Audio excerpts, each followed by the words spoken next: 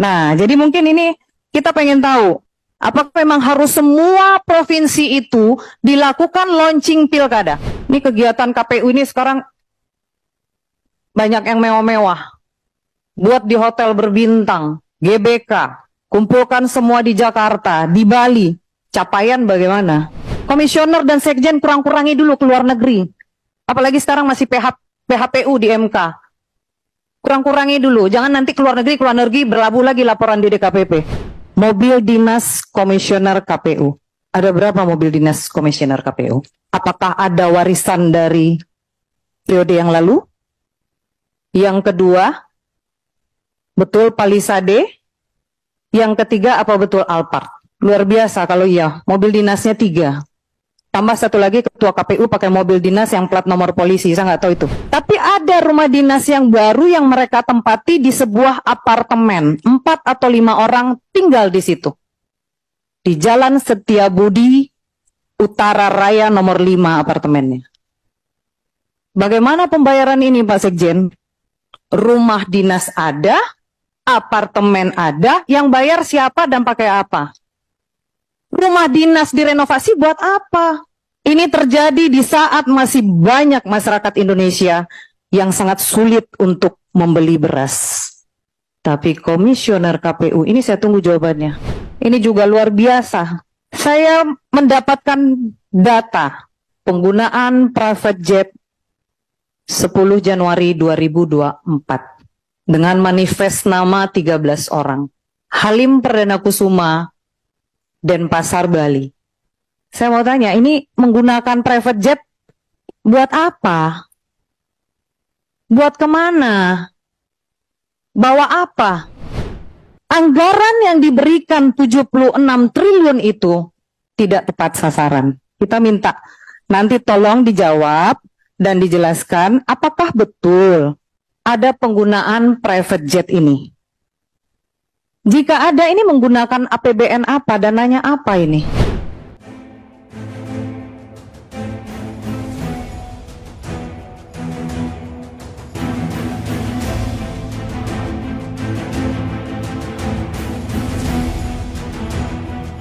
Halo sahabat Indonesia, kita bertemu kembali dalam Opini Rudi. Sahabat Indonesia, tadi di video depan tadi itu adalah anggota DPR RI Komisi 2 dari fraksi Demokrat, namanya Reska Oktoberia. Orang ini kelahiran dari Payakumbuh, Sumatera Barat. Yang disampaikan oleh Reska Oktoberia ini luar biasa tentang gaya hidup komisioner KPU. Gila-gilaan. Saya nggak habis pikir, private jet, dugem, keluar negeri berkali-kali, kendaraannya luar biasa.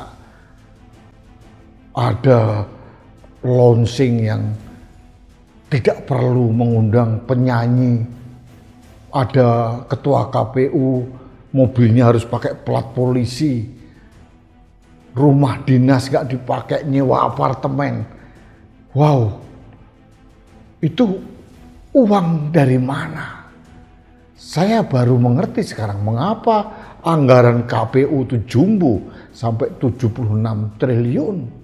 Dan kalau kita lihat kinerja KPU di Pilpres tahun 2024 itu amburadul, tidak karu-karuan.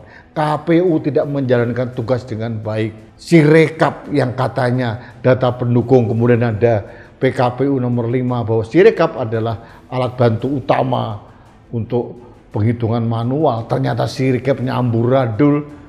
KPU melanggar aturan ke luar negeri. Data-data dititipkan ke perusahaan luar negeri, itu melanggar semua aturan. Karena ketua KPU ini mungkin merasa punya backup orang yang paling kuat di negara ini. Sehingga dia bisa berlaku apa saja, terus berperilaku dengan sangat tidak patut di negeri ini. Uang rakyat dibuat kemewahan. Ini bukan saya yang bilang loh, anggota DPR. Bukan hanya dari fraksi Demokrat, dari fraksi Golkar, dari fraksi PDIP juga melakukan hal yang sama. Memalukan dengan kinerja komisioner KPU sekarang. Artinya kalau komisioner KPU pusat kayak begini, kita bisa membayangkan apa jadinya KPU di daerah, di provinsi, kabupaten, kota. Mereka memberikan contoh yang tidak baik. Belum lagi kasus asusila. Kasus asusila ini sudah katanya 2 kali dilaporkan. Ketua KPU sudah diberikan sanksi berat terakhir berkali-kali masalah kasus asusila. Semuanya aman, tertutup karena merasa punya backing yang kuat. Karena dia dari organisasi Islam yang sangat besar, sehingga mendapatkan backup, dan itu menjadi alasan sehingga dia tersandera harus memenangkan pasangan tertentu. Ini yang menjawab semuanya. Jadi sebetulnya anggota DPR tidak perlu heran dengan perilaku komisioner KPU atau ketua KPU. Karena memang begini. Ada seorang anggota DPR minta formulir C1 harus bayar 25 juta sekian.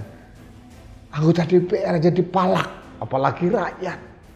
Padahal anggota DPR ini adalah pengacara top dan dia orang hukum dan dia masih menjabat anggota DPR yang sekarang. Berani dipalak 25 juta hanya untuk biaya fotokopi. Hari ini pasti pakai fotokopi coba.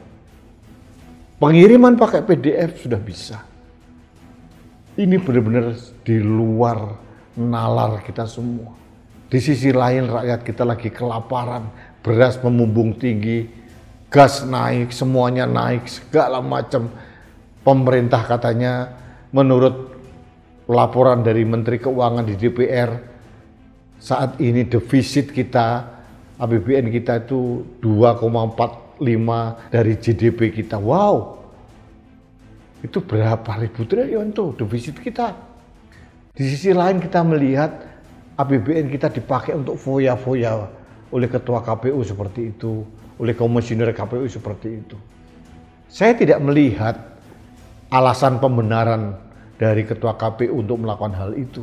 Dan saya tidak mendengar penjelasan dengan alasan bahwa dia harus menyewa private jet untuk karena waktunya cuma 75 hari.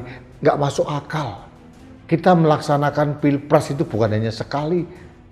Sudah mulai tahun 2004, 2009, 2014, 2019. Jadi artinya tidak ada pembenaran apapun bahwa harus menyewa private jet. Private jet kok hanya untuk ke Bali saja? Maksud hanya mengirim kotak suara ke Bali kan enggak. Artinya memang ke Bali tujuannya apa kita tidak tahu. Foya-foya, berlibur. Ada 13 orang di manifestnya katanya. Oktoberia tadi seperti itu. Jadi ini saya sebagai rakyat menggugat kepada KPU. Dengan kinerja KPU yang seperti itu. KPU sudah salah membuat aturan. Ya, aturan yang ada dikangkangi. Menerima Gibran sebagai wakil presiden pada saat PKPU belum dirubah. KPU aman-aman saja. Toh DKPP juga diam hanya memberikan sanksi berat terakhir. Ternyata mendapatkan legitimasi dari MK juga. Jadi negara ini mau dibawa kemana dengan penyelenggara pemilu seperti itu? Apa kabar demokrasi kita kalau model komisioner KPU seperti itu? Dan saya juga dalam hal ini mengkritisi Komisi 2 DPR RI juga. Mengapa perilaku komisioner KPU yang hedon ini baru diungkapkan sekarang gitu. Karena KPU sudah bekerja sekian lama. Mengapa pada saat menjelang Pilpres kemarin, menjelang pemilu tidak diungkap, tidak diawasi? Nah, sekarang yang terakhir saya mengetuk BPKP maupun BPK. Apa hasil audit keuangan dari KPU? Kalau nanti ternyata diberikan predikat wajar tanpa syarat, berarti saya menduga ada apa-apa dengan auditor-auditor kita. Jadi sekali lagi sebagai masyarakat saya protes keras, saya mengamplifikasi kekecewaan anggota DPR. Ini bukan tuduhan saya pribadi, saya hanya mengamplifikasi tuduhan dari anggota DPR dan rapat dengar pendapat dengan KPU, Bawaslu, dan DKPP beberapa hari yang lalu, dan harus ada sanksi berat dan harus ada temuan dari BPK maupun BPKP terkait dengan hidup yang hedon dari komisioner KPU.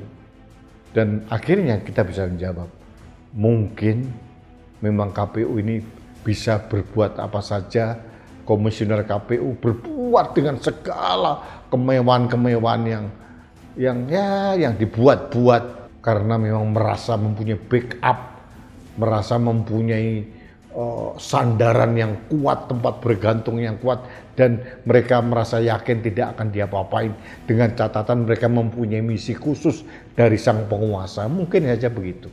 Baiklah sahabat Indonesia, demikian opini kekesalan saya terhadap apa yang disampaikan oleh anggota Komisi 2 DPR RI terkait dengan perilaku hedon para komisioner KPU, dan mudah-mudahan BPKP, BPK segera mengaudit uang 76 triliun itu bukan uangnya mbahmu, tapi uang negara, sebagian dari pajak, cukai, dari penghasilan yang lain, bahkan sebagian dari pinjaman negara. Jangan dibuat seenak udelmu.